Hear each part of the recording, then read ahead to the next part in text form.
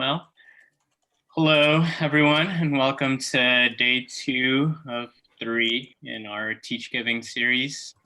Today's panel is called Liberating Land Use, how zoning and land use promotes cultural genocide and white supremacy, and how we can fight back. One of the privileges that I've been given here at the Sustainable Economies Law Center is the space to think about how we relate to place.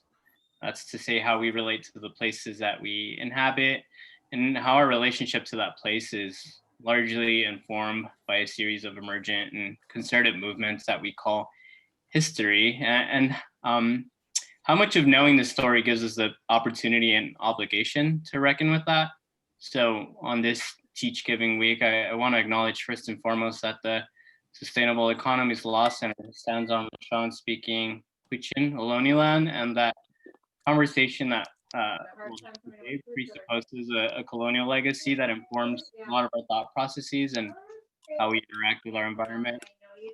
I want to also take a moment to acknowledge that settler colonialism, so I want you to get your eyes, but rather a process that we're still witnessing today. So today's discussion will be kicked off by myself talking briefly about zoning and its sort of racist origins. And we'll have land use attorney Christopher Chu expand on how land use has gone beyond zoning into more discretionary practices. And finally, we'll have the honor of hearing from former Oakland City Council member and community organizer Wilson Riles, who will bring us to the ground level with some storytelling that will inform us how land use has served to stifle community here in Oakland. After these discussions, we'll also be hearing from my coworker Janelle Orsi, and we'll be posing a couple of questions that'll open the floor to discussion. I want to let everyone know that we don't have a definitive answer on how to move forward, but I believe we come with the right intentions. After all, I think that to liberate the land is also a process of finding liberation for ourselves. So I'm going to start briefly with zoning today. So zoning is a process of a governing body classifying the land it governs by use and type of development. So in other words, zoning is a way to formalize what you can do on a certain piece of land, and always you can do it, though sometimes it's more obvious than others. So the first zoning ordinance in this country was actually enacted in 1885. It was used to restrict laundries and wash houses in Modesto, California, all operated by Chinese immigrants over to the west side of town, otherwise known as the wrong side of the tracks. So zoning, as we know it, has largely been formed out of social objectives and economic interests that coalesced around various public policy measures latched onto the agenda of white supremacy. So from the late 19th century, onward, zoning was a big driver in imbuing our built environment with the existing social order, sometimes by implicit suppression of communities that have been minoritized and historically excluded, as we see here in Modesto, and other times by more explicit declaration in ordinances. So the first racially explicit zoning ordinance was actually passed in the city of Baltimore, nonetheless by a mayor who was actually seen as a progressive at the time. The text in the ordinance read, this is an ordinance for preserving peace, preventing conflict and ill feeling between the white and colored races in Baltimore City, and promoting the general welfare of the city by providing, so far as practicable, for the use of separate blocks by white and colored people, residences, churches, and schools. This ordinance meant to reproduce racial order in Baltimore, so that if a Black resident wanted to move into a block that was predominantly white, they wouldn't be allowed to do so. In the words of the same mayor, he's quoted saying, Blacks should be quarantined in isolated slums in order to reduce the incidence of civil disturbance, to prevent the spread of communicable disease into the nearby white neighborhoods, and to protect property values among the white majority. So this ordinance was inspired many other ordinances around the country, but it was fairly short-lived. It was actually overturned in a Supreme Court case by the name of Buchanan versus Worley. a Supreme Court case that came from Kentucky. So Buchanan was a white individual who sold a house to Worley, who was a Black individual over in Louisville, Kentucky. Louisville had an ordinance that prohibited Blacks from living on a block where the majority of the residents were white. So since 8 out of 10 houses were occupied by white folks, Worley wasn't allowed to live on the block. So Buchanan sued Worley in the Jefferson County Circuit Court to complete the sale. Worley cited the city ordinance as a reason for non-completion of the sale because you wouldn't be able to live there if you were to complete the purchase. And the Kentucky Court of Appeals actually upheld the status. So then it went to the, when it went to the Supreme Court, then this this ruling was overturned by, honoring like due process and the clause of the 14th Amendment. So if we pay attention to this case, however, it was only ruled unconstitutional because Buchanan sued a white individual, or Buchanan, a white individual, sued Worley, a Black individual, because it was an infringement on his property rights as a white owner, right? And he was being limited in his capacity to sell to whoever he wanted. And this is a main case why the Supreme Court case was upheld. So cities unable to really cite any more racial motivations in their zoning ordinances to continue perpetuating the racial order found themselves having to become increasingly crafty in how they could accomplish this. So in Virginia, for example, we saw one of the many attempts of racial bifurcation or essentially apartheid, where cities employed areas sectioned as designated Black residential areas. So though it wasn't actually legally enforced, the fact that it was a designated area informed a lot of the development of the city, in particular with private development, essentially marking that area as a blighted area with that designation. In 1925, Birmingham also enacted a sort of modified racial zoning ordinance that was meant primarily to protect property holders against manufacturing plants and corner grocery stores, but also, neatly tucking in that it was used to restrict Black people to certain districts of the city. In Atlanta, same thing. Then city in 1982 made it so that Atlanta's Black residential expansion was to be confined to the west and southwest sections of the city, even though historically Atlanta's Black epicenter was in the east side.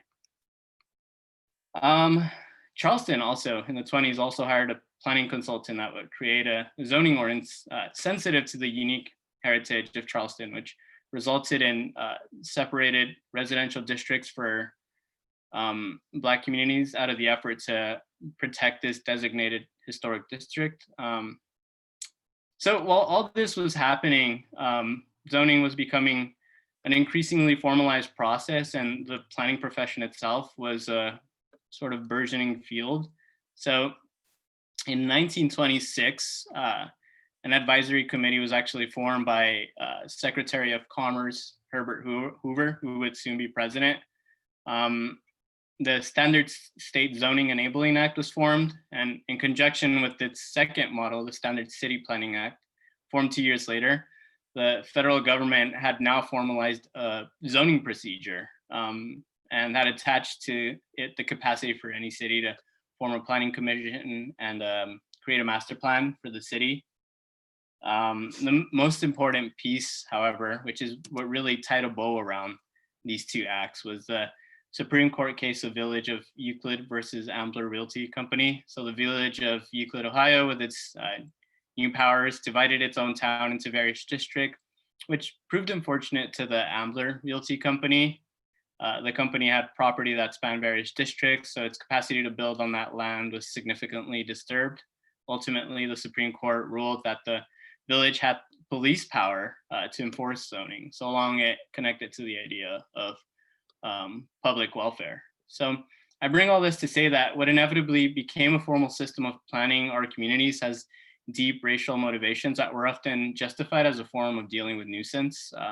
So as land use developed, many times for a benefit, it nonetheless has either been tinged or rooted in racism and white supremacy.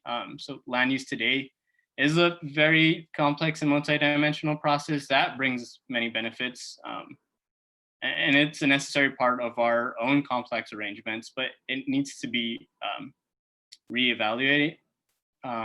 So I can go ahead and pass it over now to Christopher Chu, who will expand more on land use. Yeah, and then we can spotlight Chris.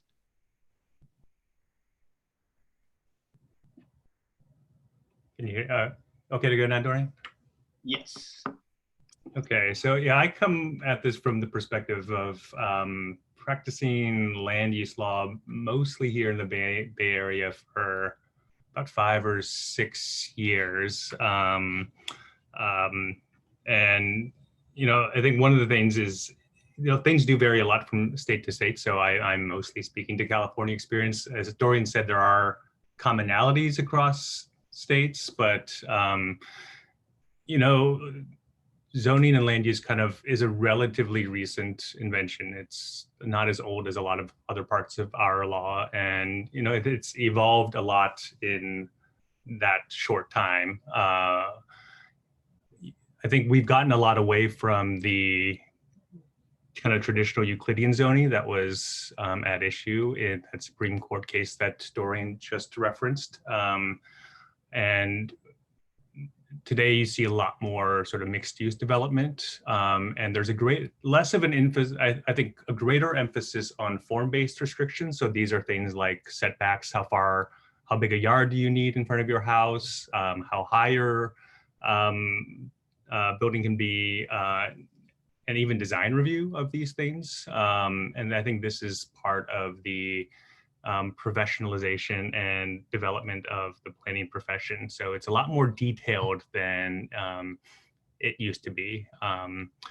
It's also a lot more discretionary than it used to be. Kind of traditional zoning was really about here's the type of uses that are allowed here and there. And now we have a lot more bespoke processes that, you know, can vary from city to city, but I think the unifying theme is that they give planning commissions and city councils a lot more ability to kind of do an up and down vote on a particular project, and to impose particular conditions.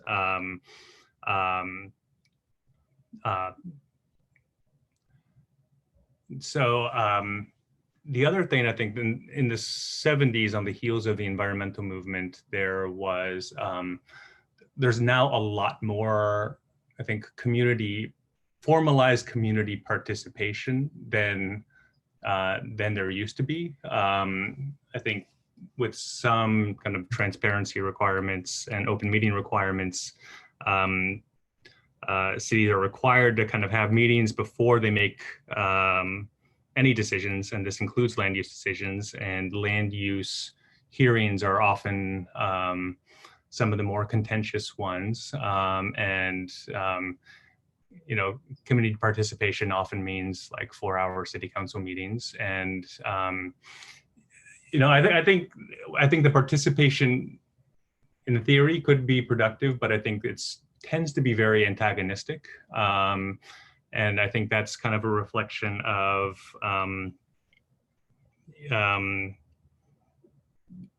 you know, I think we don't give people opportunities to meaningfully participate. So what you end up with is kind of screaming matches, and and really just people coming out to oppose projects as really the only way that they can make their voices heard in the process. On the upside, I think there has been a greater emphasis on community benefits and public goods as part of the land use regulatory system. There have been Supreme Court cases on what are known as exactions, and these are as part of the development processes, cities can kind of make requests of developers. This can include like open space dedications, public access, and there is a series, it's an evolving area of constitutional law over the past about 30 years. Other innovations include things like inclusionary zoning, and this is a it's a requirement that developers of housing include a certain percentage of affordable housing as part of the development. And there's there's a lot more emphasis on the environment ever since, I think, since the 1970s through things like CEQA, which is the California Environmental Quality Act. And I think throughout the planning process, I think land use has been a way for cities to at least attempt to achieve some of their environmental goals. And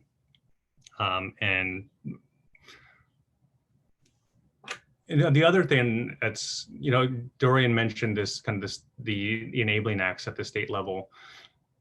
Local governments are generally kind of creatures of state law. So,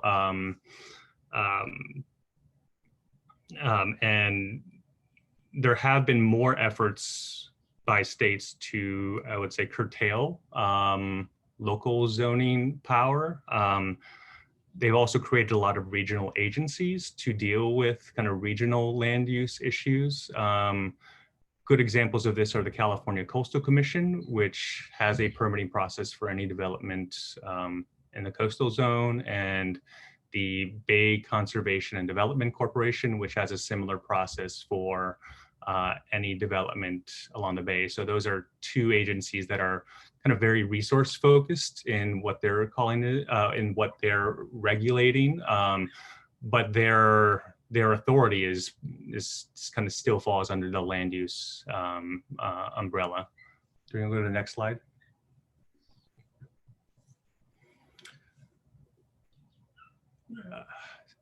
So I think one of the things that I noticed while kind of working on the developer side was that land use has a kind of a habit of kind of entrenching existing inequities. It's, the people who are best able to manipulate the land use system are the landed people who, and I think the developer, there's the developer class is able to, through legislation, both at the local and state level, able to kind of build in processes that favor their developments. And I think the complexity, I think, that a lot of the land use regulatory system is really, they're the only ones who are really able to effectively navigate it the way that it's currently set up.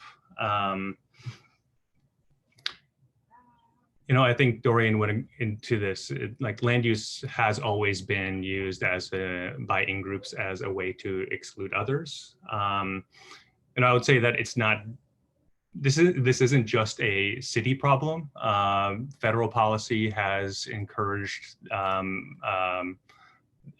this as well. And, I think even the other kind of trend that I didn't talk about was the rise of private government. And these are those subdivisions that I think mostly started coming around the 60s and 70s, but homeowners associations are a type of government that can have like many of the kind of the worst kind of elements of city government, but kind of take it to an extreme. And one case we didn't mention was I think it was Shelley v. Kramer, where that dealt with racial covenants. So, we can pin things on cities, but even if we restrict cities, developers and kind of the forces of white supremacy have other means by which they can pursue those same objectives. So it's a bit like chasing, land use is a tool, so it's going to reflect social goods, and people can use it to meet social objectives that are pretty repugnant.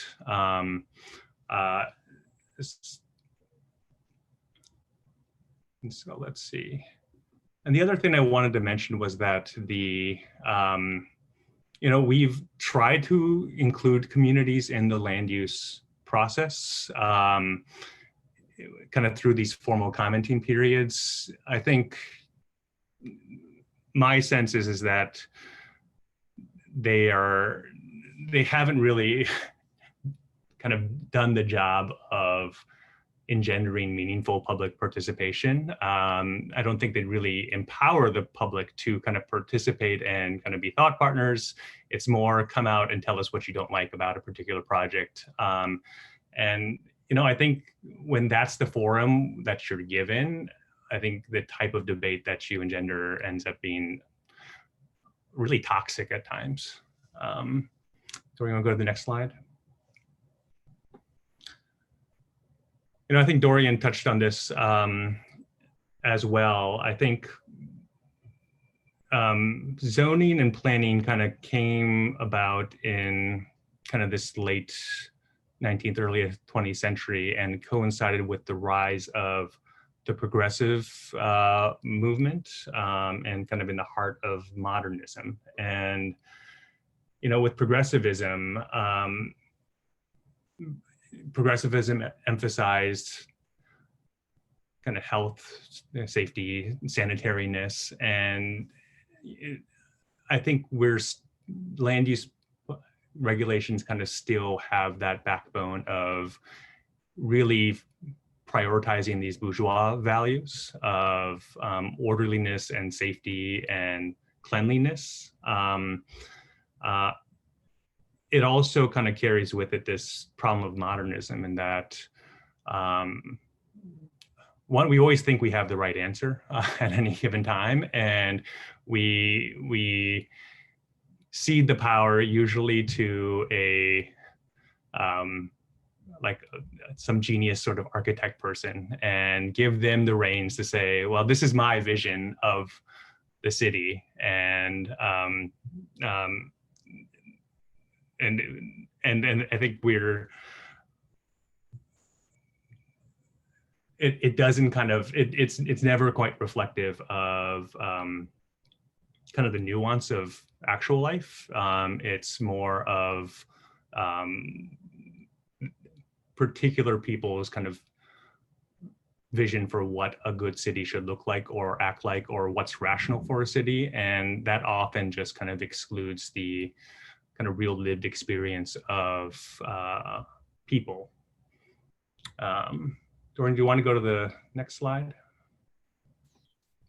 So I'll end by kind of a little, I think we've talked a lot about the problems of land use, and I don't want to throw land use under the bus. It's been a frustrating area to practice in, but I think there are some things we need to kind of, there are some goods that come out of it that we need to recognize. I see land use as a tool, and tools can be used for good and for bad. It's also a tool that's evolved a lot and changed really rapidly to evolving social conditions. So I think Dorian's completely right in that there's a really horrible legacy to zoning, but it's a relatively young legal invention, and I think it's fairly malleable. So there's a great potential for change. One of the things that's most important about land use is that it kind of recognizes that land is a social good. It doesn't just belong to one person. Ownership does not kind of create this entitlement to do whatever you want and exploit the land, or however you see fit. It realizes that there are effects, and the land use process is a way for kind of to instill kind of community values into how we're utilizing these land. I think land use is also kind of an inevitability in this day and age. There's cities, I think urban spaces are just such complex. There are so many complexities and potential sites of conflict that that you need some system one way or another to kind of address, like, where should we put this bus stop? Where should we, what sort of transportation system should we have? And to kind of coordinate all of these, or at least address the externalities of kind of just everyone living and butting up right next to each other. It's also a really important check on developers and kind of the landed class. It gives cities an opportunity to not just weigh in, but actually impose meaningful conditions and kind of ensure that land isn't just used how a private party wants to use it. And kind of the fourth point is, and this is kind of very idealistic, but local government should be an important locus of democracy. And it's important to have a process where we kind of talk about and imagine what our cities should look like and should be, and who they should serve. And we're not there yet. We're not there yet by any means, but there's a potential, I think, for cities and the land use process to achieve some of that.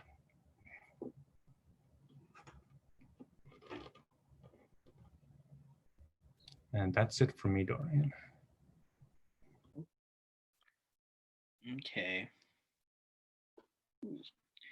Thank you so much, Chris, for your insights and perspectives. So now we'll be passing it over to Wilson Riles, a former city council member from Oakland, who will be sharing, we'll take a moment for storytelling. Yeah, and Chris, have you spotlighted Wilson? No, not sure we have. Yeah, thank you very much. I want to particularly thank the Sustainable Economies Law Center, who I first learned about when I was looking at another system problem within Oakland around the question of currency and how it's dealt with. And Sustainable Economies Law Center was very helpful to me at that time in my thinking about that. And as you indicated, I'm a council member, which generally makes me a generalist. And, so I'll be talking from my own experiences, basically as a generalist, but we are talking about systemic racist systems and bias systems. And I think this is an important issue to focus on, because racism and bias is both personal and systemic. And my own personal experiences with racism was when I recognized as a young person going from junior high school to high school that I was being discriminated against. I recognized that because my parents got upset because the high school counselor was not allowing me into the college preparatory tracking system at C.K. McClatchy High School, he thought that I wouldn't be happy there, even though I had the grades and the desire to go to college because I'm African American.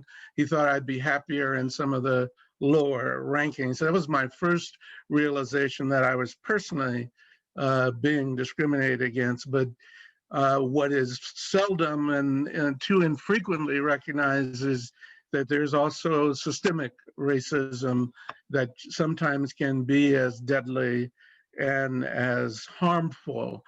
But I also should say, you know, that my wife has frequently reminded me that there's more than one story that's involved in what's going on in the nature of reality. There's what they call the tyranny of the single narrative.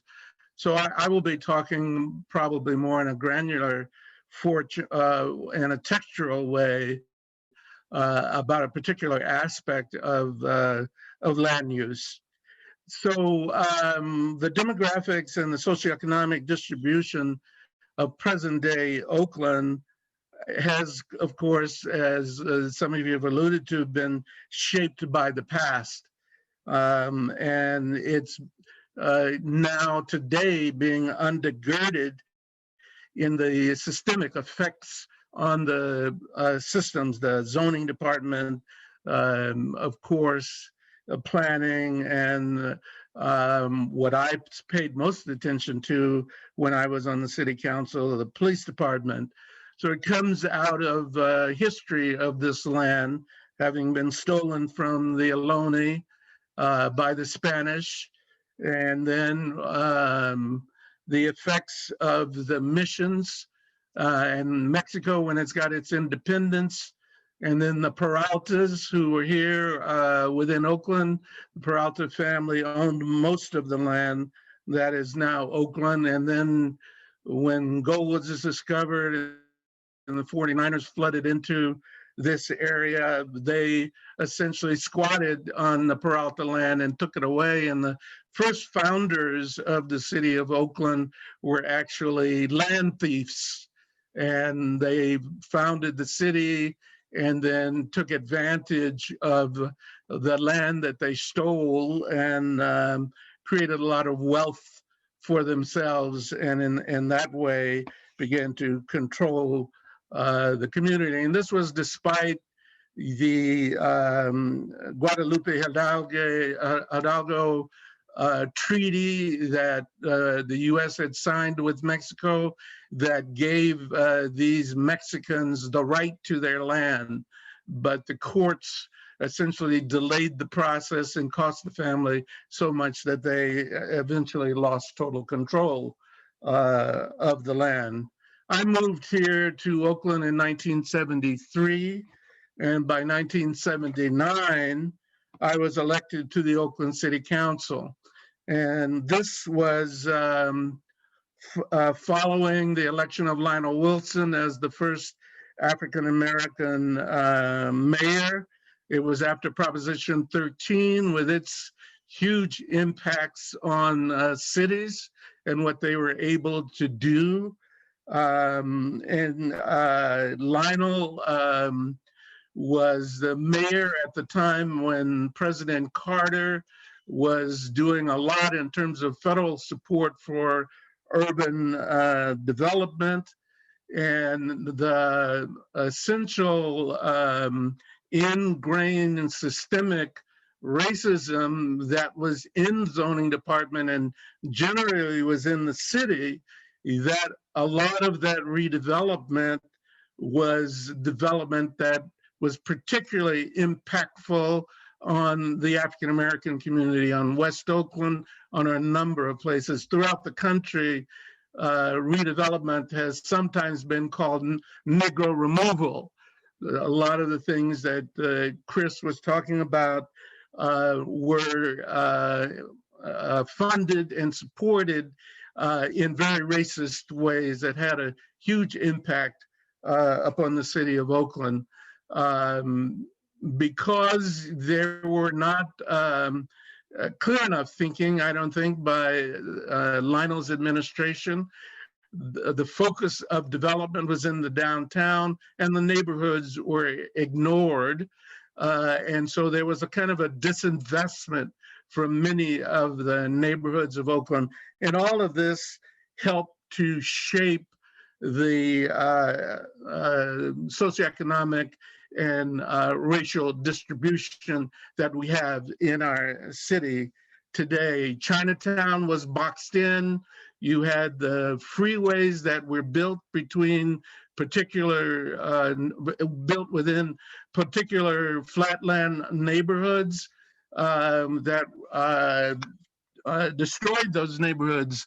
One of the strongest African-American economic commercial areas on the West Coast was 7th Street in Oakland, and that was totally destroyed by the freeways, by the post office, by a number of those kind of developments that had the kind of negative impact that it did. And then when West Oakland was redeveloped, or at least part of it was, it forced people into East Oakland, and that time you had realtors who were doing block busting and would bring African Americans into those communities, as they did in other cities within those countries, within the country. And the Caucasian families and communities that were there, supported by the VA legislation from folks coming out of World War II, found mortgage support in order to move into surrounding communities all over Oakland, and basically open those communities up for African Americans moving in to those areas. African Americans, of course, having come here to Oakland in order to work in the shipbuilding industry. That Kaiser Industries was able to convince Congress to build the merchant ships that were used to take goods around the Pacific during the war. And so you had the shipbuilding in Richmond, and you had blacks brought in from the South. And with them came the effort on the part of the city of Oakland to recruit essentially redneck young folks out of the South to populate the Oakland Police Department, because the understanding was they would be able to control these black workers who were coming into the area. So the demographic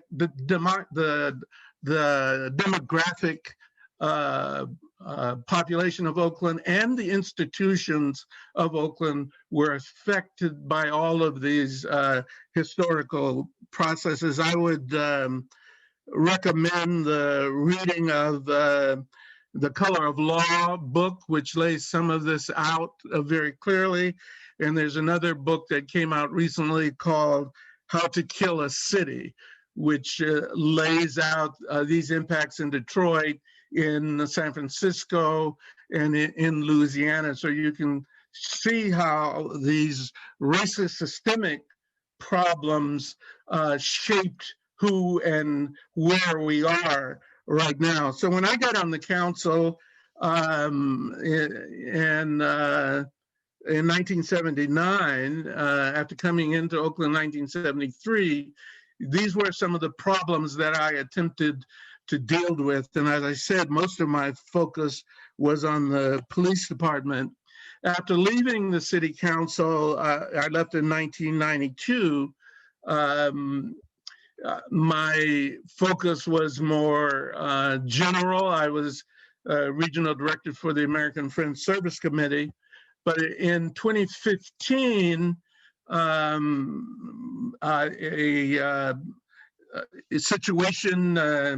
circumstances happened with my own property within Oakland that awakened me to what I had been missing in terms of the racism within the zoning department and how it was operating. My wife and I own 2 properties on 39th Avenue, one at 3732, the other at 3746. And my brother owns a property in between those two. And because this area of Oakland had been an area for orchards, the backyards are very deep within these communities. And the properties, the dwellings are very close to the boundaries. So the changes around where the property, where the houses sit on the property out close to the boundary lines was essentially grandfathered through at that point as the zoning regulations changed over that period of time. And this block in the Laurel area is situated on the boundaries between essentially working class and middle class areas within Oakland as it begins to move up the hills. And so it's always been a focus of a back and forth of gentrification. And so there's a lot of the conflicts between the various races, the various socioeconomic groups, and so forth have been present here within the Laurel over a long distance of time. So we are one of the few blocks on 39th Avenue, few properties on 39th Avenue that have not been gobbled up by folks who wanted to build apartment complexes and condominium complexes. So our backyards remain free of that kind of concern. My wife, Patricia, is a Haudenosaunee and adopted Lakota. And, you know, most African Americans, they say about 40% of African Americans are also intermixed with Native Americans. So I'm sure that I have some of that in my own heritage. And we have been attempting to live our lives in as positive as traditional ways as we can. So in March of 2015, we began to practice sweat lodge ceremonies here within our backyards and to build yurts and other facilities in order to do that kind of indigenous practice. One of our neighbors in one of the condominiums on the back of our property was without question a religious bigot and a racial bigot. She would yell across the street, across the fence at us. She was even attacked my granddaughter. And when we would have ceremonies, she would yell out all kinds of things about us being pagans and so forth and so on. And she was also one of those folks that was referred to earlier who felt very comfortable complaining to the zoning department and complaining to animal control and complaining to whoever she could complain to about what we were doing. And the response of the zoning department is very similar to the response of the police department. It's complaint-based, it's responding to complaints, and in some ways, some folks within the community saw her as a hero because she was able to get the streets paved when no one else would, and to get other kinds of services done because of her facility at complaining. And so the fire department came out here. They found no problem with what we were doing. Animal control found no problem with what we were doing. But when the zoning department came out here, they came out in order to respond to her complaint, trying to find every possible violation they can find, even when the violations had nothing to do with her complaint. And they stacked up the violations one upon another and threatened us with all kinds of fines and fees and so forth that were very costly and eventually putting all of that onto our property tax bill and so forth and so on in order to get us to essentially not do what we were doing, which we had a right to do, because the Constitution gives us the right to practice our religion, our faith, however we wish to.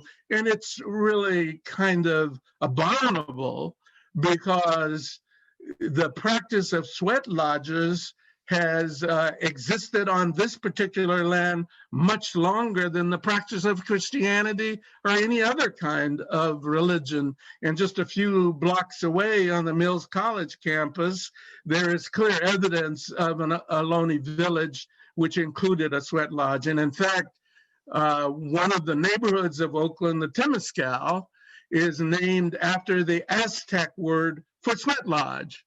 So, this is a part of this land and the culture of this land, and we were essentially practicing that.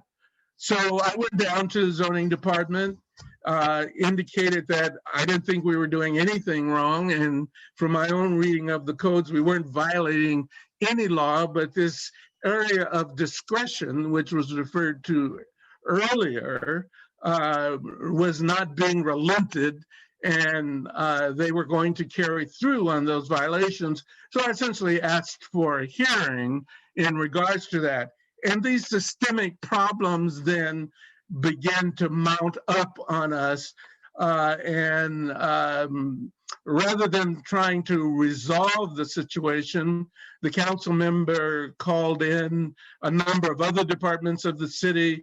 We were set down, and I was essentially convinced to go through a design review process for what we were doing. It wasn't public, it was something personal that we were doing for our friends and for family, but we were then being asked to go through a planning department design review process, which is expensive, requiring the hiring of experts and so forth in order to resolve this group of zoning department violations that they wanted to lay on us. Because that process allowed for a appeal to the Planning Commission and the hearing process does not, we decided that we would go through that process. We sat down, my brother and I, and did the design review and the applications for the conditional use permits, submitted them, went through the planning department process, at the end of which our design review was rejected by the staff of the planning department. So then we took the additional steps and the additional expense of applying to the Planning Commission to override what the planning staff had rejected. And it was a long process before the planning department, and it is highly unusual. But the Planning Commission did override staff's rejection unanimously. And staff had also recommended, after some wrestling with them, to exempt us from CEQA, from a CEQA requirement, because we have a small fire pit in the yard, which was totally approved by the fire department and is no more polluting than a backyard barbecue. Staff gave us a CEQA exemption. And the CEQA exemption was appealable to the city council. So then we went through a process before the city council, and the council essentially denied the appeal against our CEQA exemption. So we thought it was all over with at that point. But then zoning department came back around with no inspections of our property, bringing up a lot of the same issues that had been brought up previously. and wanting to lay some of the same penalties on us all over again, but this time without any opportunity for a hearing. I went down to the council meeting, to the zoning department, to City Hall, to the zoning department, and I was, of course, a little bit irritated after going through so long and so expensive of a process. And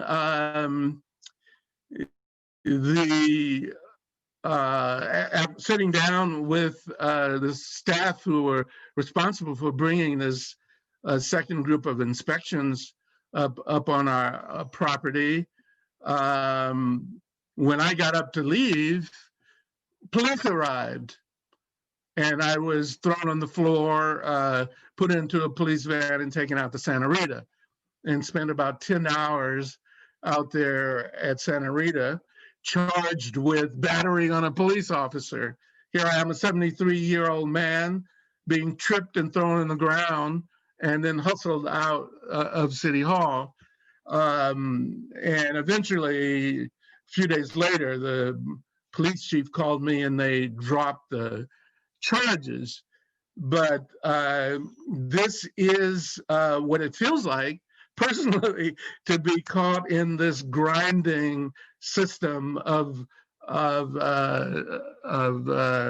racism and bias.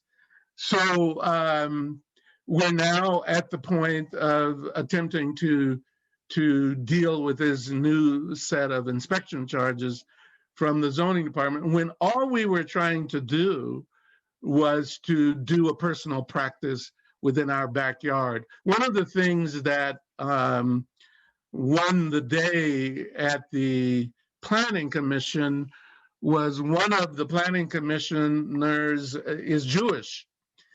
And when the question was raised as to why we would need to get a conditional use permit and all these kind of things in order to do this religious practice in our backyard, she asked the staff person for the zoning commission whether or not, because she holds Seder dinners at her house on Fridays, she would be subject to zoning regulations.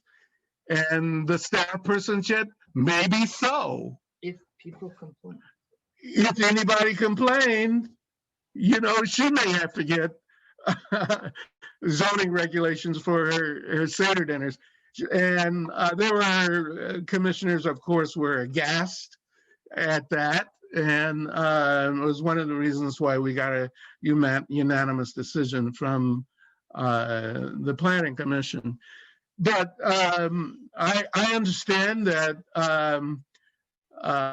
my experience is unique, having been a former council person, having understood all of the ins and outs of the city and how it works, and that for most people who are faced with the zoning department coming in essentially as police in order to shut you down as a result of complaints, they don't have the wherewithal to stand up to that.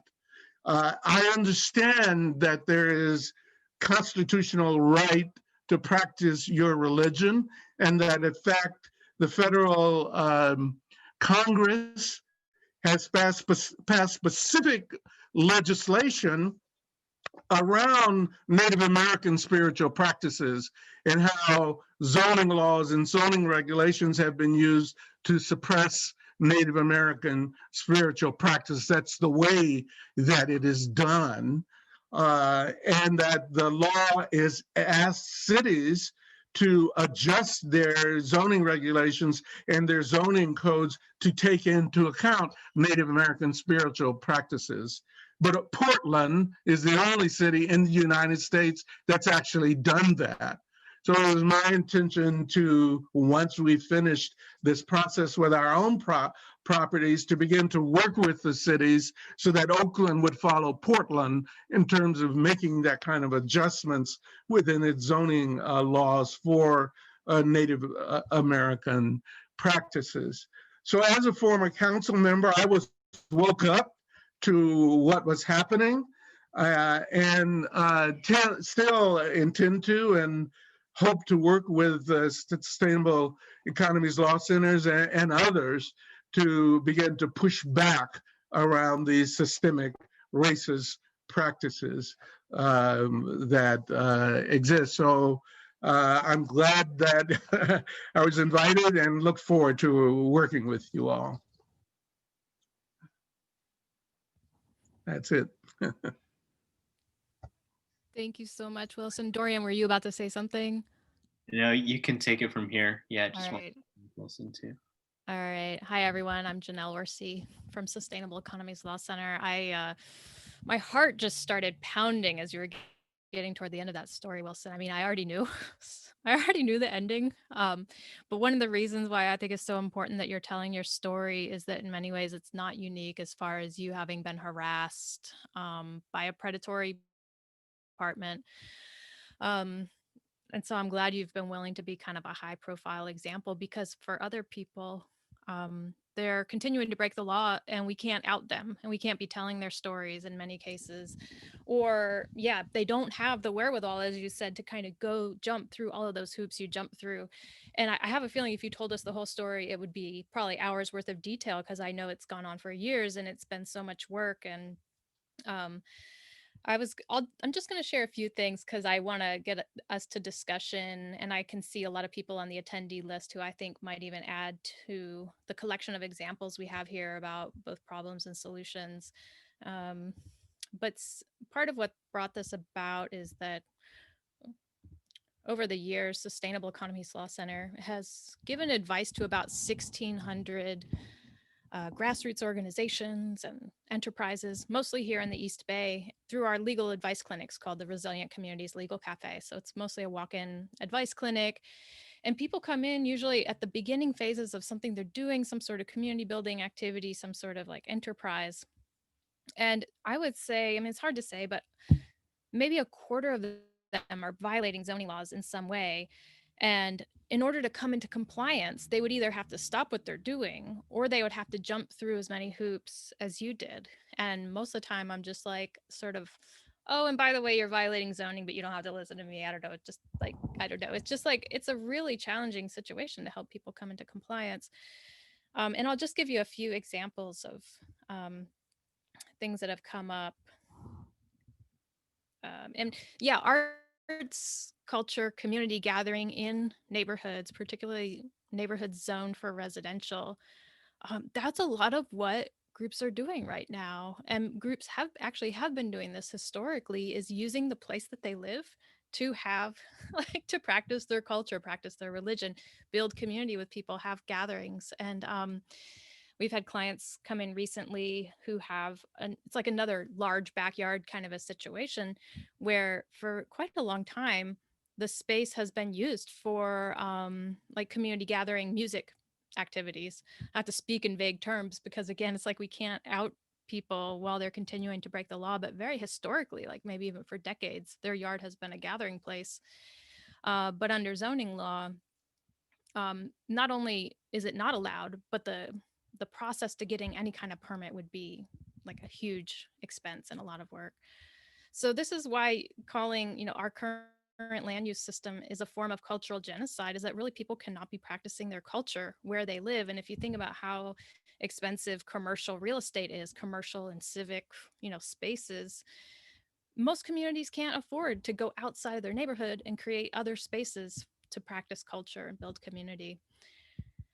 So maybe almost as common as that is just that people have home-based businesses, and a lot of times like home-based offices where you don't have clients visit you and you're just quietly working at your computer, more white collar, I guess, types of jobs, those are allowed as a home enterprise in residentially zoned areas. But anything that might involve what you could call manufacture, creating things, or something that would involve customers or clients visiting, is often not allowed. So it's already sort of a classist system for designing or deciding who can have what kinds of neighborhood enterprises. But the reality is in Oakland, in so many neighborhoods, there are a lot of home-based businesses that are operating against the law. I think the city's missing an opportunity to tax them because these businesses have to operate under the radar because they're not allowed in those residential areas. And this came up for me early in my career 13 years ago when I became a lawyer, because I did a lot of work with urban farms and urban farmers. And in Oakland and Berkeley, the laws were just really restrictive.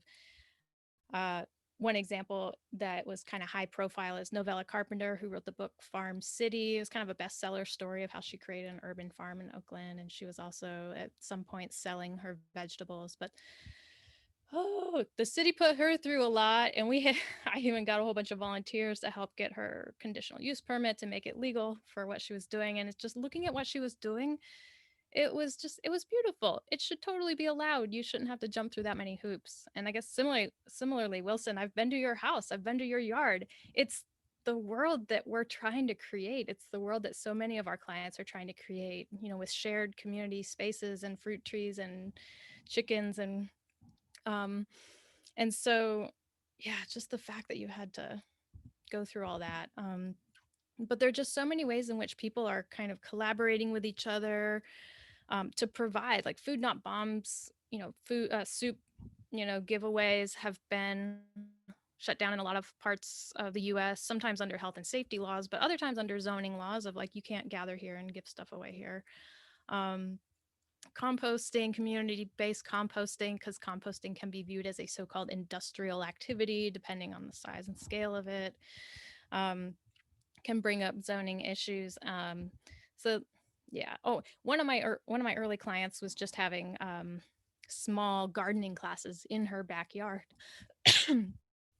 which is sort of a smart place to have it. If in your garden is a really good place to have a gardening class. But again, she was harassed by the city and they were threatening to fine her. And in her case, she just ultimately gave up. It was just going to be too much work to continue to have the educational gatherings. And also, a lot of cities have a lot of restrictive laws around what you can do in your front yard. And this comes back to that white supremacist, like, order and control kind of, like image of cities is just like, any kind of like disorder or anything outside of the design scheme is often prohibited. So yeah, we knew of someone in Berkeley who was fined thousands of dollars for having vegetables in the front yard. I mean, we're talking about Oakland and Berkeley here. There was a woman in Michigan who was charged with a misdemeanor for having vegetables in her backyard. But some of the laws in Oakland and Berkeley have changed, but they haven't changed enough, honestly. One other example is housing. There's a lot of people basically housing themselves and their families and friends by creating kind of temporary or small dwellings in their yards, but depending on the zoning, it may not be allowed. And there's just, again, it's like, if you think about how people around the world live and house themselves and how traditional cultures, indigenous cultures, like how do people organize their housing? It's not into single family housing designed for nuclear families, but that is the sort of supreme model around which we have designed cities. And so, yeah. And I'm just going to throw out one idea because, well, what I was going to say is like a lot of the solution here is to allow people to do what they're already doing. Stop cracking down on them. Give people the ability to make their livelihoods, build culture, and actually, build community in small villages in our neighborhoods. But of course, it feels like, oh, that's unfettered regulation. We still need to really keep the exploitative enterprises and the harmful enterprises in check, and zoning laws are really important for that. And so on one hand, I've just been thinking about how can we liberate land use by letting people do what they do as human beings. And on the other hand, how can we also stave off, the extraction that's destroying our communities, and using land use on the other side of things to keep out certain businesses on the basis of their ownership or on the basis of their, capitalist extraction. That's a possibility. So I kind of feel like I would love to see us like think about using it on both sides. Anyways, I'll stop there. I would love to have Dorian take us in the conversation. Do you want me to keep the slides open and just go up, Dorian? Sure, that works. These are some simple discussion questions, but even just going through the visioning questions, I wanted to open up the floor to any other perhaps zoning experiences that might have been experienced by any of our participants here. So if you've ever tried applying for a zoning permit or have been impacted personally by a zoning ordinance, and I just wanted to open that to create a broader experience of what and how much of a headache zoning and planning department can be. So I can leave it up open.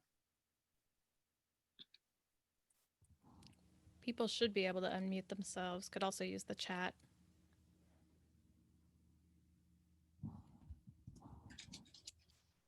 Oh, sorry.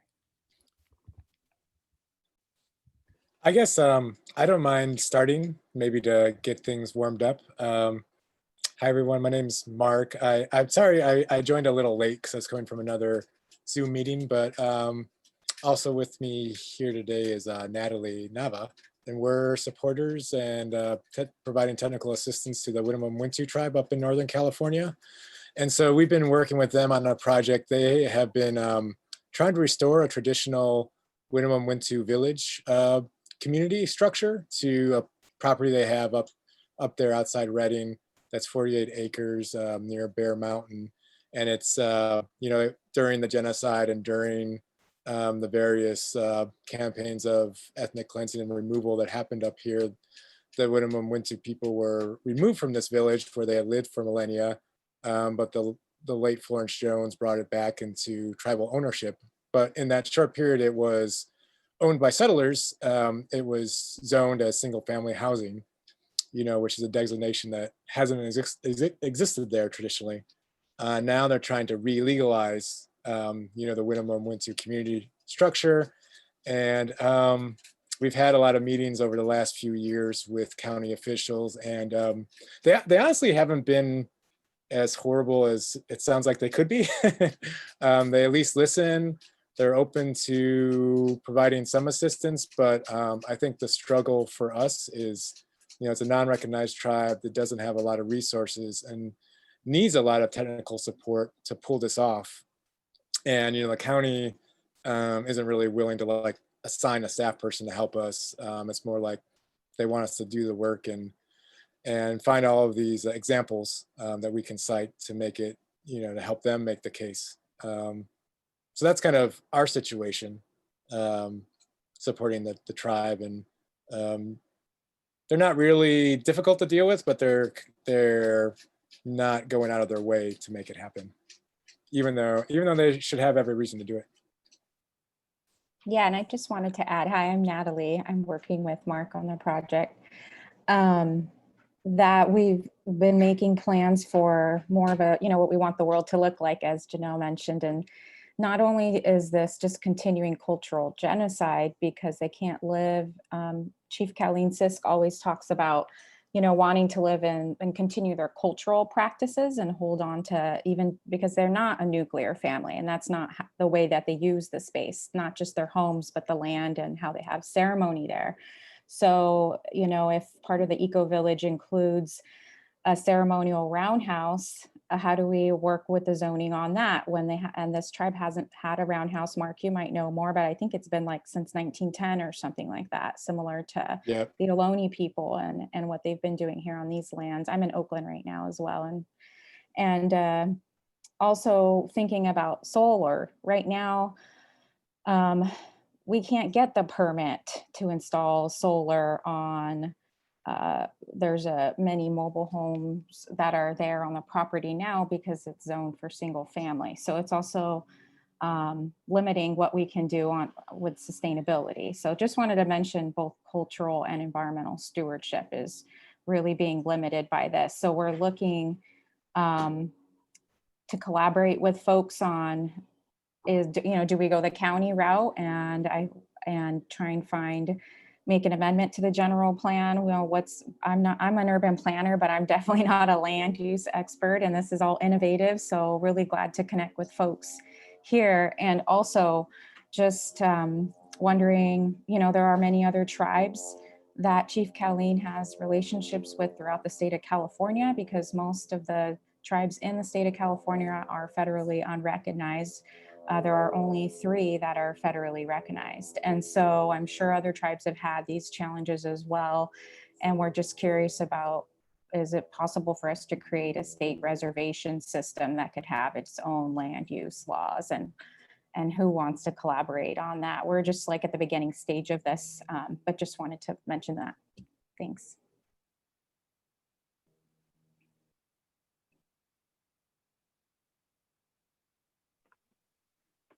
Hi, can I speak? Yeah, just to introduce myself, I'm not from California. I'm actually from New York, and I discovered all you folks fairly recently after your interview with David Bollier. I'm in a reading group that's reading Free, Fair, and Alive right now. And we're looking to get some commons practices here started on Long Island with some of the DSAs and a group called the Long Island Progressive Coalition. But on that same topic with the indigenous, we are assisting the Shinnecock Nation on the east end of Long Island now with a protracted battle against the state of New York. And, they just wanted to stress that getting a reservation system set is not the end all be all, and the Shinnecock have been recognized. The Shinnecock have been relegated to a very small portion of what was their original territory. But right now, there is an occupation camp on their land that is protesting what New York and the town of Southampton have tried to do. They've tried to prevent them from using their own indigenous land to, basically provide for their people. They're trying to, they've constructed a monument on their land right next to a highway that bypasses or cuts illegally right through their land. And they use that for advertising revenue. And these hoity-toity people out in the Hamptons object to it because it views what they think is their bucolic view. Meanwhile, they've constructed these multi-million-dollar mansions and ruined the watershed, on the other side of Shinnecock Inlet. So it's not the end all be all. If you don't mind, I'm going to put some information in the chat for anybody who's interested. But just wanted to let you know that you're not alone on the other side of the country. We're fighting the same battles here. Thank you. Great. Thank you, Mike.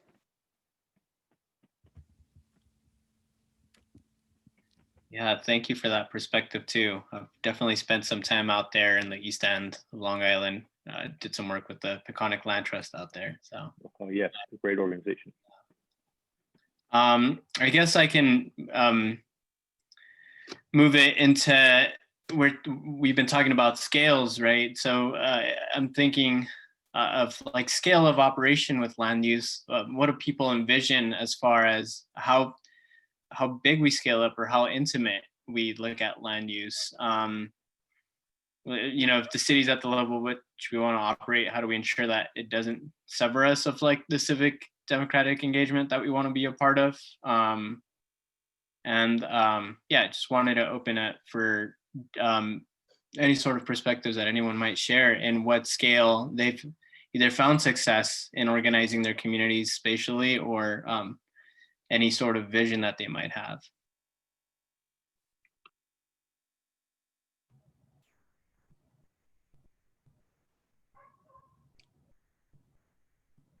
I'll speak to one scale issue. I think Wilson mentioned CEQA, and I think that's an important thing to remember is that sometimes these state interventions can have really unintended consequences. I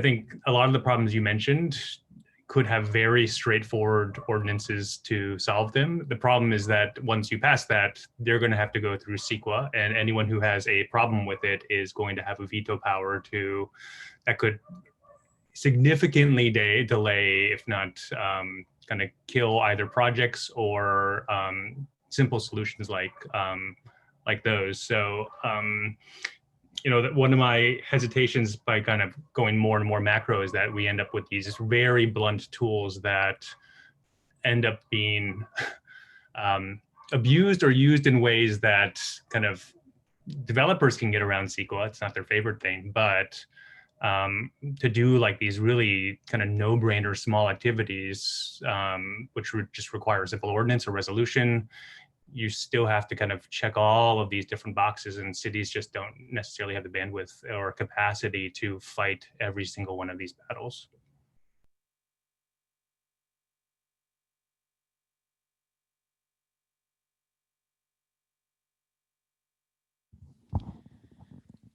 I've been interested lately in thinking about how we can harness the pandemic, kind of exploit the pandemic as a policy-making opportunity, because it's kind of like we should have the right to repair and rebuild after this pandemic. People should have the ability to rebuild livelihoods for themselves. And if land use is standing in the way of that, we should fix it. But honestly, it's like repair and rebuild from the pandemic is just one thing we're rebuilding from. We're still rebuilding from, genocide, slavery. Yeah, so I don't know, but using the pandemic as kind of an excuse for policy advocacy in this moment, I would like to think about that. Yeah, just throwing that out there. I feel the same way. I feel like there's a lot of guidance I'm getting spiritually around securing a lot of land that's outdoors, that's up high in elevation and near natural areas and near water. And to set that aside for healing ceremony, for grief ceremony. And there's both the need for that because so many people are losing people and not able to grieve in the normal ways or not be with them when they're dying and not able to have normal funerals, right? So there's that piece. There's like a level of collective grief that's happening right now. And then there's also kind of ancestral healing that, the Toltec tradition, the indigenous tradition is telling me like we have to really start doing that outdoors on the land next year because it's the time and the shift in the calendar to the time of the sixth sun, and because it's really tied to doing a lot of ancestral healing, like all these things that we want to do in the world to transform community require us to do not just kind of the intellectual and legislative stuff, but actually require us to do deep ancestral and karmic healing. So yeah, I know Chief Six, Natalie and I have been talking about this a lot in meetings recently, that there's a need to set aside this land for this kind of ceremony. And the only way we can do that is outdoors and socially distanced. So like, what is that opportunity for buying large tracts of land and setting them aside for these land trust ceremony, indigenous women-led kind of things that there's a very strong need on kind of a more spiritual, energetic level to be doing that ancestral and healing work. And this is the time that so many reasons converging around the calendar, around COVID, around the grief that people are not being allowed to do, and an understanding that we can't change anything if we don't do ancestral work alongside the legislative and intellectual work.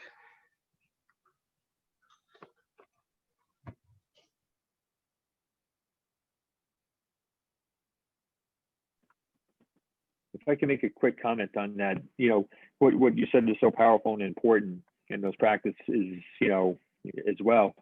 It's amazing. I don't know if you have this on the West Coast, but in response to the pandemic, like all zoning laws in New York City and Long Island with regard to outdoor dining have been thrown out the window, right? They're just letting restaurants set up outside. They used to restrict that, so why not have the same approach towards, other groups for religious practices, for, spiritual practices? I don't see why they would restrict that.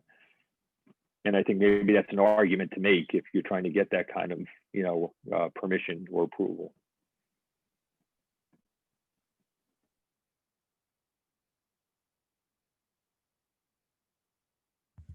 Another challenge I think about in all of this is that we really need examples. And most of the examples we would point to are people who are currently non-compliance with the law. And so people have to really put their necks out there to say, hey, this is something we're doing or that we want to do.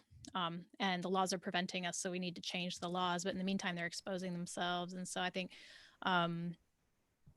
Mark and Natalie, the example of the Wintu tribe, would be a really good one to like share that whole story. Different pieces of it that you brought up are very compelling, about the roundhouse and about the solar.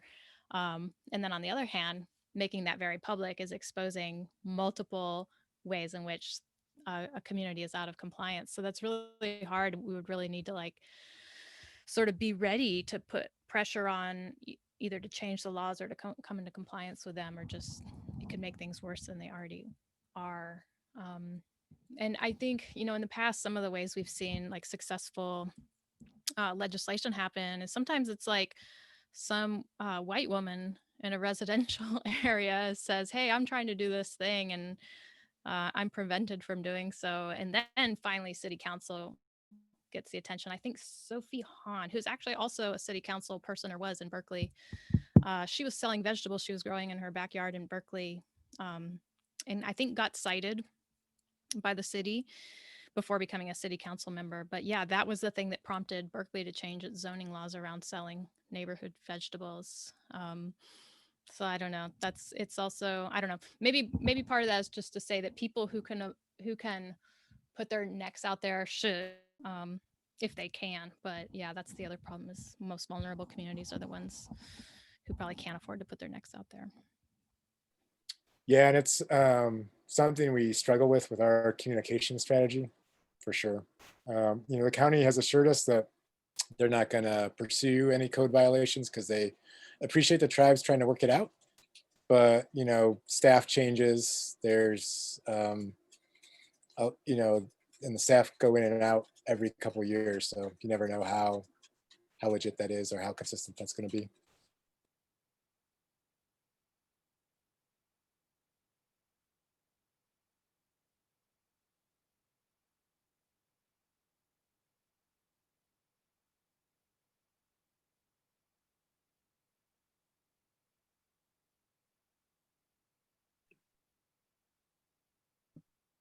Were you going to say something, Janelle? I'm sorry. Oh, no, I wasn't. I was sort of deferring to you as facilitator. Yeah. It looks like we've covered the sort of bulk of the questions, unless anybody else has anything more to add.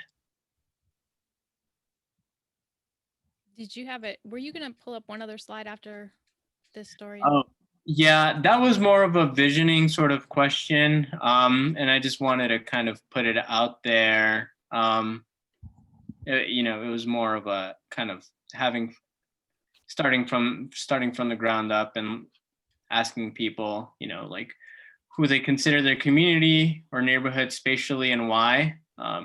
Do they know their neighborhood well? What is it that they like about it? What would they change? And in general, what is their vision for land use? But I think that's already been spoken to a lot, unless somebody else would want to elaborate more. Oh, thank you for posting it on the chat.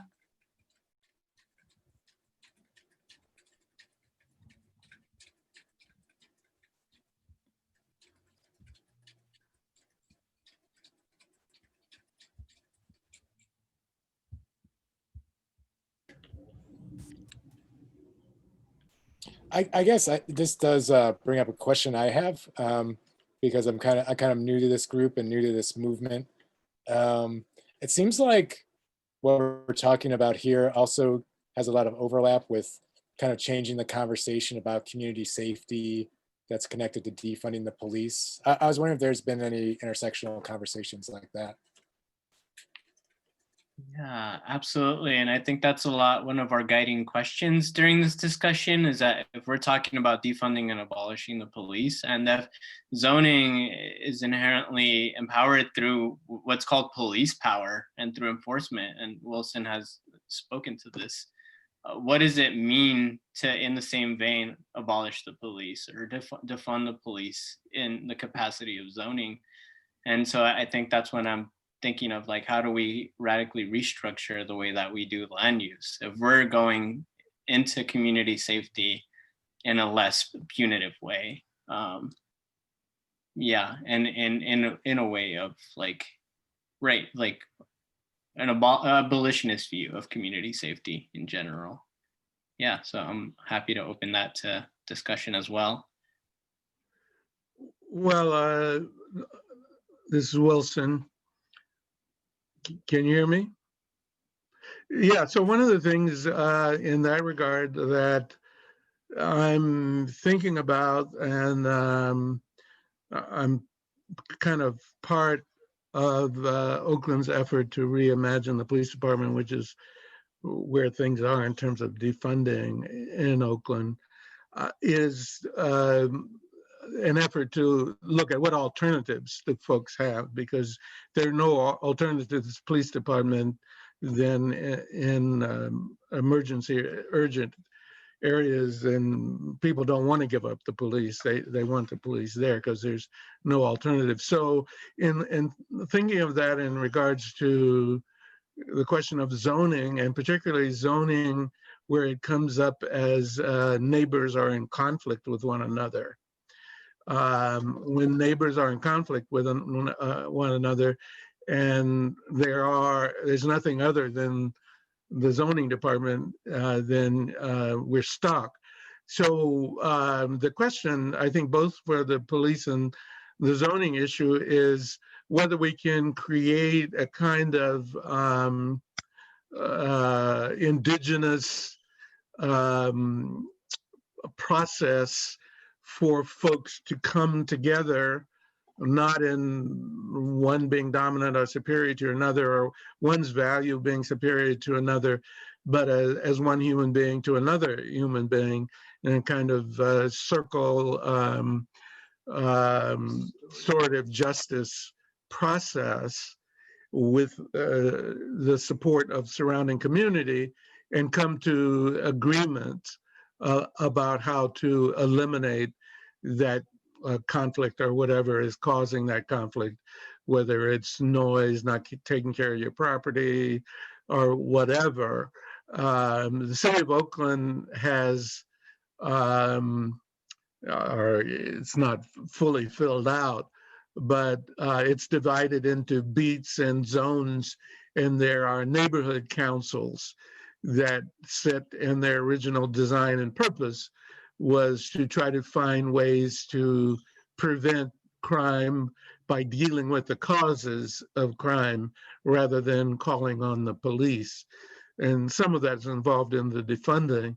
So rather than turning to the zoning department, if these neighborhood councils could be places where neighbors could take some of these same kind of conflicts, sit down and explore them on a kind of an equitable basis, with an expectation that if people are open to their neighbors and not feeling that they're always the better or the best way to do things, and someone else is in some way not doing right, then they can, historically in indigenous places, they've found ways in order to build community and to resolve these conflicts. So what I'm thinking about is whether or not such a system could also be implemented in Oakland, short of actually having people go to the zoning department.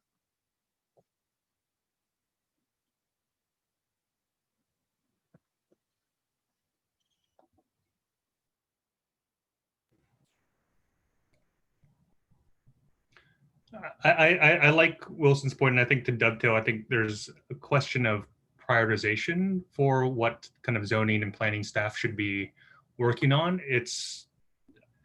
I think there's a focus on these really big mega projects, and that's what eats a ton of staff time. And this is just kind of inherent in planning, is that we spend all our times on these kind of big shiny new things. They spend like these general plan and specific plan processes like become their own monsters, and there's really little attention paid to existing communities, especially those outside the downtown core.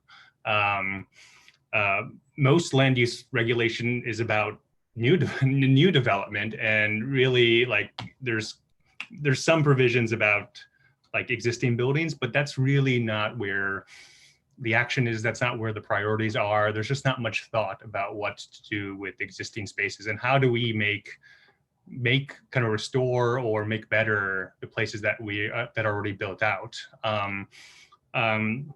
So I think to that end, I think having staff like focus more on kind of being not being kind of paper pushers and having to do environmental review or these gigantic staff reports, but actually being there to aid and support the community when they're trying to do things. Because otherwise it's just inscrutable. You have to go get your own lawyer, you need to get your own architect. And, you know, I think a lot of planners would, kind of some planners would like to do these things, but there's just like the priority of cities and planning departments is on these big shiny new things, and you know, a lot of state requirements that really just limit their flexibility and entail a lot of bureaucracy that, to be honest, I'm not sure how good it does everyone.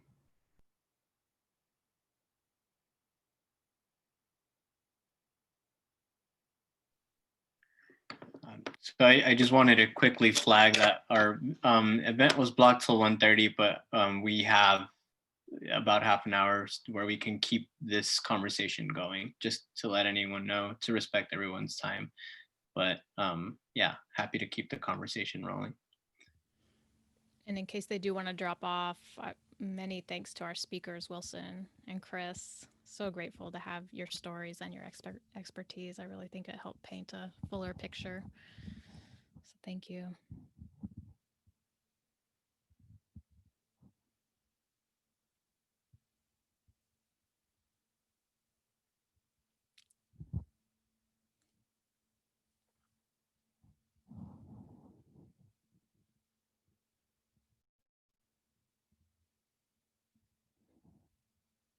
I do see folks dropping off, but a handful staying on. Yeah. I think I had a question to pose to whoever's wanting to keep the discussion going, and it's just I've never been a part of an HOA or, you know, any of that sort. So I'm just thinking, like, in what ways is that structure entrenched and set up in cities to where it can potentially be composted to where we have these more intimate forms of conflict resolution? And this is ideal, you know, but I constantly think of how we can use existing structures to transform a lot of like our processes. Yeah, so I just wanted to put that question out there of like, I know that an HOA has this sort of like definitely connotation in my head, right? But it's like, what does that look like in a democratic way, and not as a way to sort of amass wealth and use it as a superorganism in a city?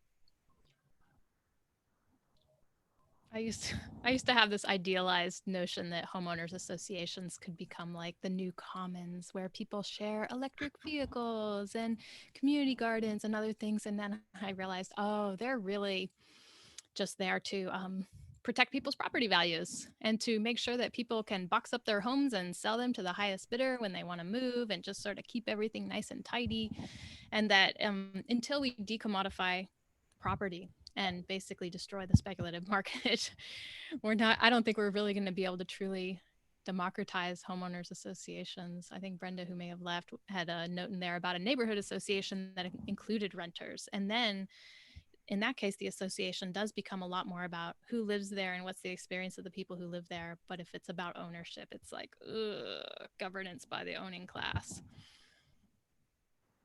I'll add that I'm really glad that this organization is taking on this issue, because part of it's also our work-life balance, whatever you want to call that. I think ours, being involved in a community takes a lot of time. So, and to deal with the complexities of neighbor disputes, I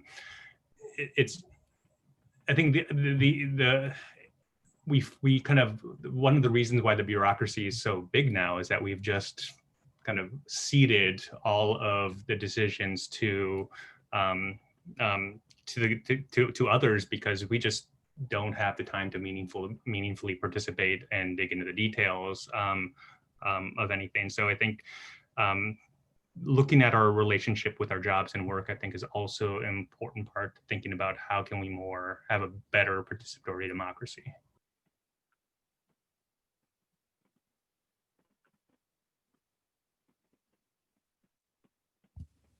This makes me think of the community democracy project that our coworker Tia is part of that almost got on the ballot, the People's Budget Amendment in the city of Oakland that would have put the budget in the hands of the people and neighborhood assemblies. And I wonder, yeah, then that would dovetail really well with kind of neighborhood planning assemblies or something of that sort.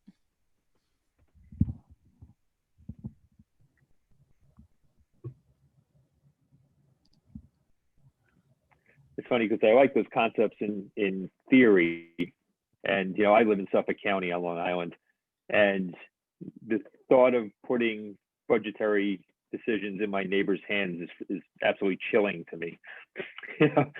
So I don't know what that balance is, and that's one of the things I struggle with in the Commons, and a lot of even socialistic thought is you have to be in the right community, right? And you have to have the right relationship. I think that's one of the things that I've discovered is it's all about relationships and relationship building, which is so hard in certain communities. I think that's building on that point. I think they're going too small of scale. Kind of you risk. I think Albert Hirschman is a good read. That is work on exit voice and loyalty, and that the smaller scale you go, the more you can kind of pick your neighbors, pick who you want to be with, and then when that happens, people inevitably pick to be around people who look and think a lot like them. And so I think this is kind of one of the issues with the HOAs is that they're self-selecting in a way where kind of any meaningful diversity and inclusion is erased.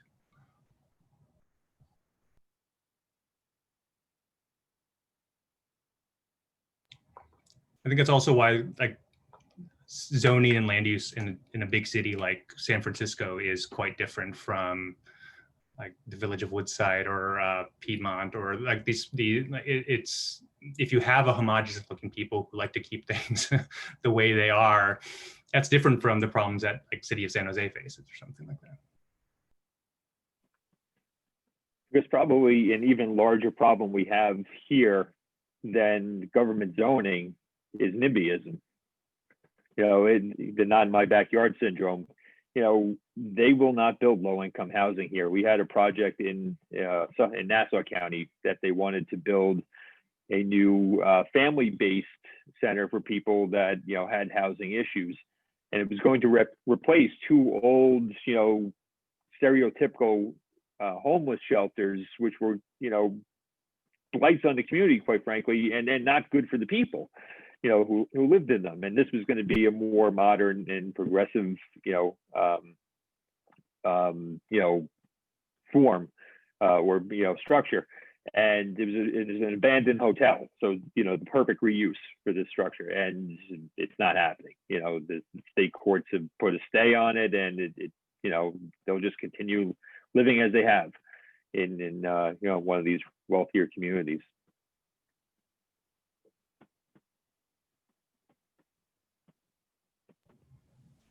I think that goes to something I discussed in like what community participation now is generally a pretty ugly thing. And one thing I was just toying around with is like I like the idea of participatory budgeting. I'm just wondering if we can create just more kind of a physical version of that where there's more common space or more public property where people get to work on small projects or address things like dog poop on our sidewalks. I think it feels like our capacity to work together with our neighbors is just atrophied so much over these last couple, we're just very bad at working together. So I think one of the things that cities can do is kind of create spaces where we can rebuild that capacity. I'm sure if we did try this, it would just all turn into a giant mess, but that's something I've been toying around with. I think that's an intention of capitalism, right? Is that it keeps us all so busy that we can't build these relationships. I think you know, in my lifetime, I've seen neighborhoods deteriorate. You know, I grew up in neighborhoods where you knew all your neighbors and all the kids played together and you had backyard barbecues and, you know, and granted, you know, that was a very homogenous, you know, all white community, but you had always that familiarity and, you know, you could resolve conflicts with your neighbors without having to call the police because you knew them. You know, you had that history. And now I don't see that as much. I'm sorry, I'm the bearer of gloom and doom today. I am somewhat hopeful, and we are looking at things like people's assemblies here on Long Island and some other things, particularly in frontline communities that face challenges. And I do wonder, when is it good to use top-down solutions like state legislation, sort of like what Mark and Natalie brought up about maybe a state reservation system for currently unrecognized tribes. Not really a reservation system, but a recognition system. And we've helped pass some laws that both curb the power of homeowners associations, of, well, landlords in many ways are land use. I mean, they have the ability to control land use through leases, and can tell their tenants, so you can't have a home-based business and so on. So we've tried to use state legislation to curb the power of landlords, of homeowners associations, and of planning departments to prevent people from, say, having urban farms or just even vegetable gardens. Other advocacy efforts have been aimed at like making sure that a homeowners association doesn't prevent you from having an electric vehicle plug-in station or solar on your rooftop in a neighborhood with those like fancy ceramic tile roofs. You know, so it's like the state has taken action to protect people from doing what it views as like beneficial to our communities and to the state. And I wonder what it would look like to have a state level legislation that basically protects the ability of people to live and rebuild their livelihoods. Yeah, what might that look like? But then cities tend to oppose that. They don't like it when the state takes away their autonomy. The League of Cities has opposed our legislation by basically saying, no, it's cities' job. Cities get to decide how to do land use. No, one of my concerns about kind of too much kind of top down is that it can create kind of good short-term outcomes, I think, but in some ways it builds this long-term resentment. I think FHA has had a little bit of that, in that where the Fair Housing Act has kind of intervened to kind of force exclusion, cities kind of double down, and it kind of retrenches kind of existing biases. The same thing when California does kind of state permitting processes that are designed to make development easier. It somehow makes the NIMBYism and opposition even worse. So I think it is a temporary solution, but doesn't kind of address a lot of the underlying issues associated. I think that are just, we have this very distorted view of, especially as neighbors, of what we're entitled to. And I do think that that's really an important part of, we have to kind of rebuild our culture and our capacity to live alongside one another. And having the state be the paternal actor and saying kind of no, in some ways kind of doesn't necessarily make us better citizens or make cities better actors in the long run.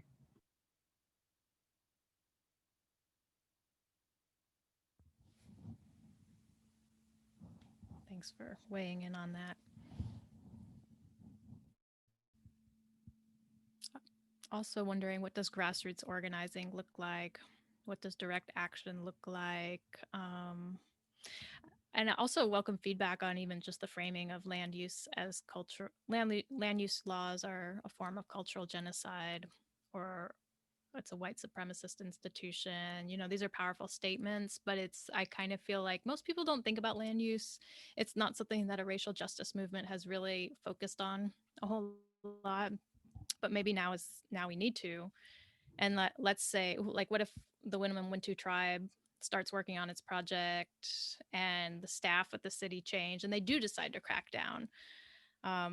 Like, is there going to be a community ready to organize and show up and say, no, that's cultural genocide, land use enforcement is cultural genocide, and make a big fuss in front of the planning department? I kind of feel like that's probably what's needed, because I think most of the time people just get denied, they get cracked down on, they get fined, sometimes they get foreclosed on because they can't pay their fines, and most of this just happens silently, and people don't show up for each other and engage in any kind of direct action around it. So yeah, I wonder what it would look like.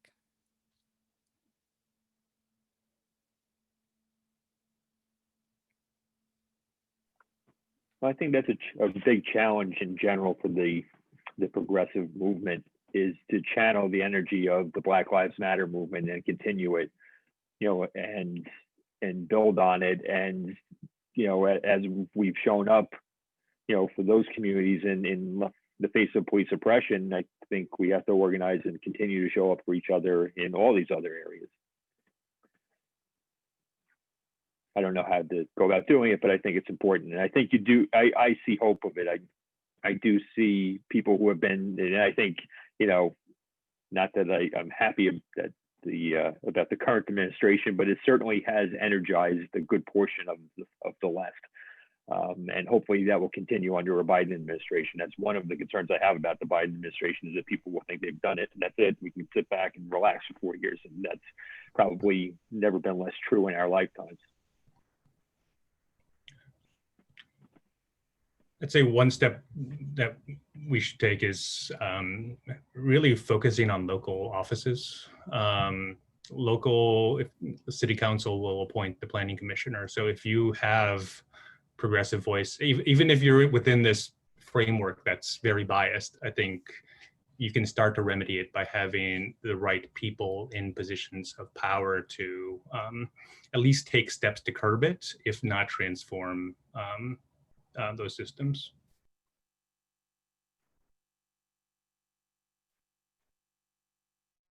Yeah, I can just briefly mention, just to give a little context.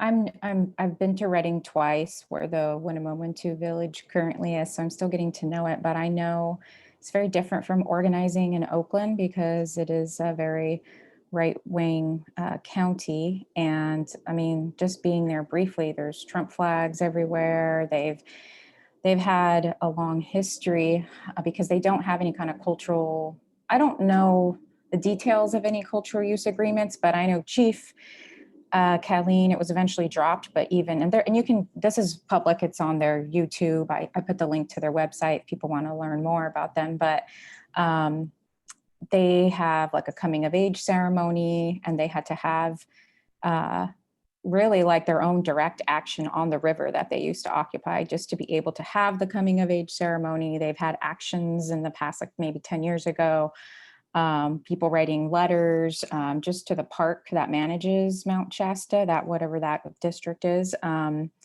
So there's been a lot of challenges with them having access to within the county, but to Mount Shasta for their cultural use, which is this whole separate issue than the village.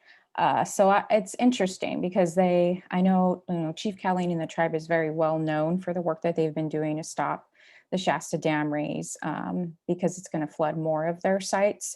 I think one angle, the reason why Chief was thinking, what can General Attorney Becerra do? How can we go meet with him? Whether it's a state, if it was, I hear you on the top down. I mean, I did urban planning for a reason, but he has written a comment letter opposing the Shasta Dam and citing the Winnemem-Wintu specifically and other Native tribes to the cultural, both because of the cultural reasons and how it's cultural genocide, and because of the environmental reasons. And so there is a coalition of environmental groups in Northern California and Native groups that have, there's a base of supporters there that could be activated, but we haven't done anything specifically around the village project. One good news we did hear was that there is a new housing director at the county that is more progressive. So that's why I was, took a risk and mentioned some of the violations that currently exist, because the county already knows. And it's like, how long do we wait until we fix this? What can we do now, especially if there's a new housing director, which we have yet. We just heard about this, so gonna have a meeting soon, hopefully. But that's kind of trying to weigh the two options and figure out what's best. So just want to give that context.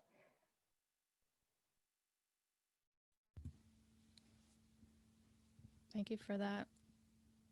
One other thing I think about is just that a lot of the issues we're talking about really, you could sort of harness a racial justice or indigenous rights movement to do advocacy, but it really is something that affects everyone living in poverty, and that all the rural areas out around Reading with their Trump signs. I mean, a lot of people there are also really negatively impacted by the restrictive land uses. And we've had a lot of people reach out to us who are kind of like libertarian-ish, who like some of the stuff that we advocate for, because it's really, there's a recognition that it is really just curtailing humans' ability to make choices about what they do. So there could be like unlikely allyship around this issue, but it's like a slippery slope when you do partner with more conservative groups, because you don't want to have unfettered regulation that benefits big business.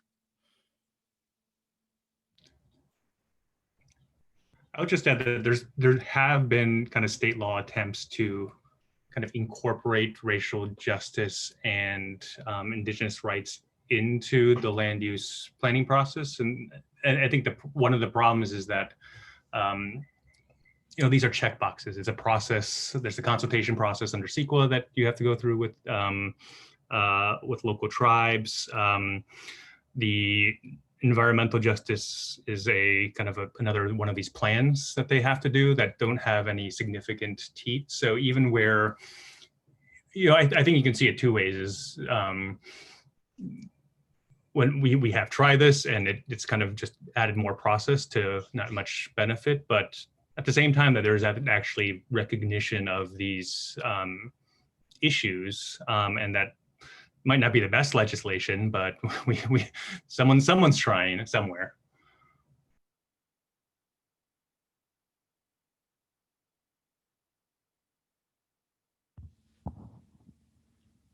This has sort of become a little bit of a fishbowl conversations, and so I know there's some quiet folks who've been listening in this whole time. Don't hesitate to speak up. Say anything that comes up for you.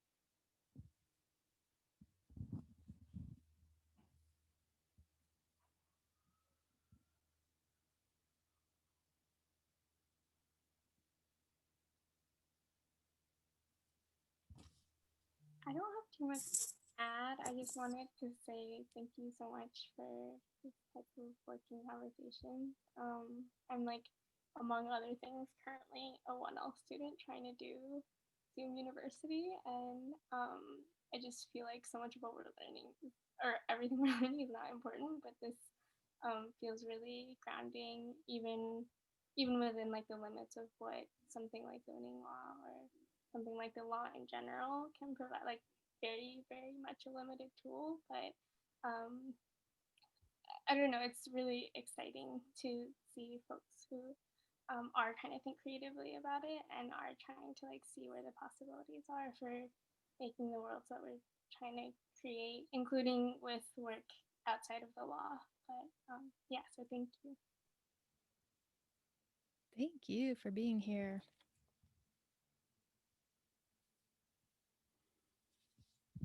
And don't underestimate the power of law students. One of our staff attorneys, who's not with us anymore, is now a city attorney, deputy city attorney at the city of Berkeley. When she was a law student, I asked her if she could like write a paper on how to create incentives at the city law level for the development of worker co-ops. And that was her like research paper as a student. And then it became law in Berkeley. And then Berkeley poached her from us. But yes, it was a good, I would say it's a success story, all beginning in law school.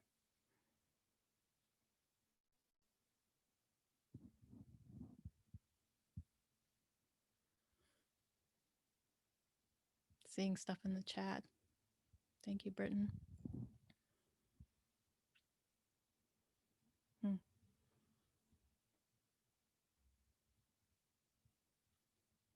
Lessons from organizing and informal governance in shanty towns. I think that's really fascinating. It's just like, what are the spaces around the world where communities have been self-organizing, self-governing very effectively for a long time?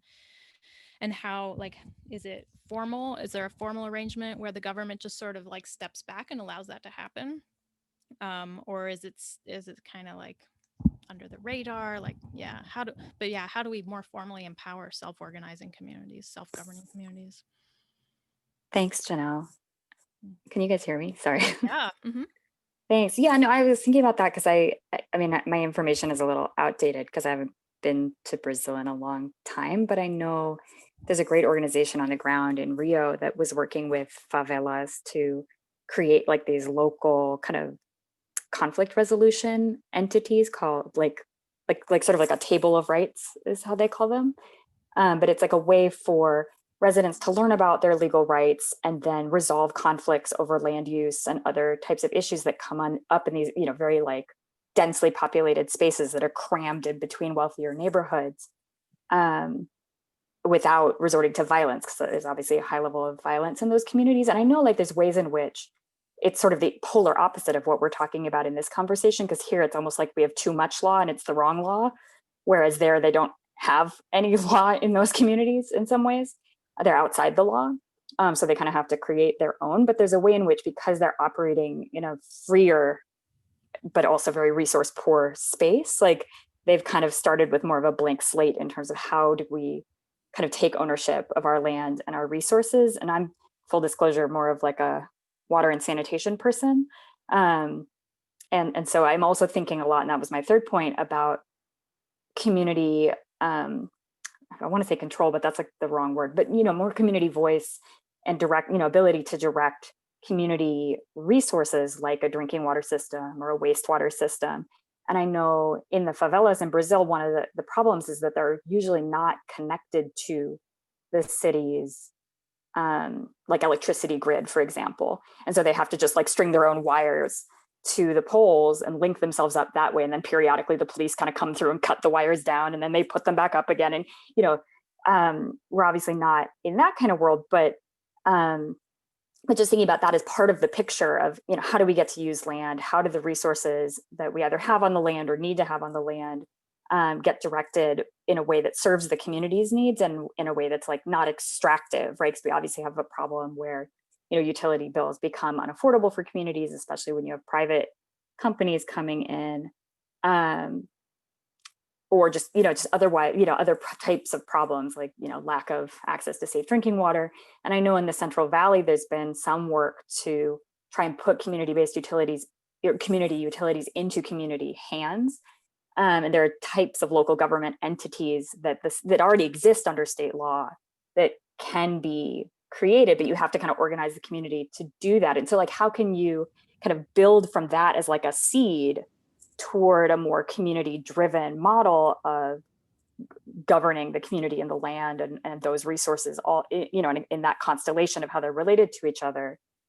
Can you start with something like that and build out from it, since that mechanism is there already? Mm-hmm. So just thinking about, you know, some places we can draw inspiration. Yeah. Oh, looks like we're at time. Thanks for adding that in, Britton.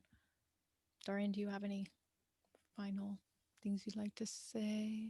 I don't. Yeah, I feel like this discussion could go on for quite a long time, but I just want to thank everyone who stuck around to keep the discussion rolling and to listen. I think this was very insightful even for me as I'm learning about land use and how we can begin to reimagine it. So I think everyone's willingness to sit here in this conversation and even just kind of think out loud is really important, because it allows us to gauge where we're at and what directions we can possibly take. So just wanted to thank everyone who was here. Yeah, this is a series, our third of 3 discussions will be held tomorrow as well, if anyone would like to plug in. What is the time for that one? So that one's at 11 Pacific, right? I believe. Yeah, and so that one's going to be called Unselling Mama Earth, Poverty Scholars Teach How to Build a Homeless People Solution to Homelessness. So I encourage everyone to come. I think it'll be a really good one.